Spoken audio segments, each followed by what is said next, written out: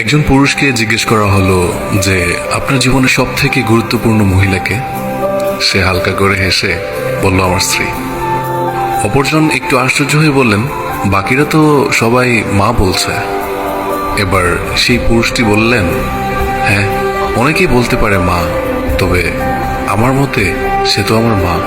সে আমাকে জন্ম দিয়েছেন, তিনি তো আমাকে ভালোবাসবেন। তার সাথে তো আমার রক্তের সম্পর্ক, তার পেট থেকে আমার জন্ম।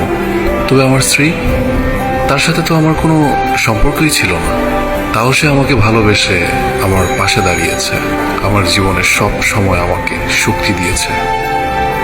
নিজের বিলাসবহুল জীবন ছেড়ে, নিজের পরিবার ছেড়ে আমার সাথে সেই অভাবের জীবনেও আসতে রাজি হয়েছে।